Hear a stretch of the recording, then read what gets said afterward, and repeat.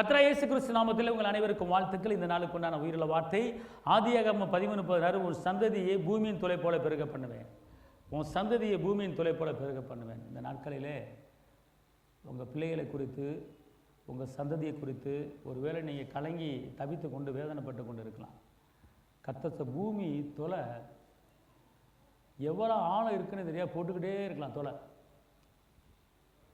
கடல் ஆழத்தை கண்டுபிடிக்க முடியாது, பூமியிலிருந்து வானத்தினுடைய உயரத்தை கண்டுபிடிக்க முடியாது, அதே போல் பூமியின் ஆழத்தை கண்டுபிடிக்க முடியாது. ஆனால் அவர் என்ன சொல்கிறாருன்னா, பூமியின் தூளை போல ஒரு சந்ததியை பெருக பண்ணுது. இது அவர் நமக்கு கொடுக்குற ஒரு வாக்குத்தத்தமான வார்த்தை.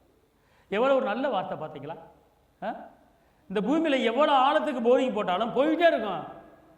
அதே போல் உன் குடும்பத்தை, உங்கள் பிள்ளைகளை, உங்கள் சந்ததியை பெருக்கிட்டே போவேன். சந்ததி இவ்வளவாய் பெரிய இருக்கும், கடற்கரை மணல் போல பெரிய இருக்கும். அதனால் கர்த்தர் பெருக்கத்தை ஒருவேளை உங்களுக்கு கற்பத்துக்குன்னு இல்லைன்னு கலங்குறீங்களா?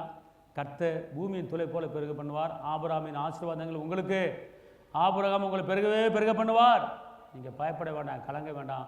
உங்கள் பிள்ளைங்க வாழ்ந்திருப்பாங்க, உங்கள் பிள்ளைங்க உயர்ந்திருப்பாங்க, உங்கள் பிள்ளைங்க செழித்திருப்பாங்க. பெரிய பெரிய காரியத்தை கர்த்தர் செய்வார்.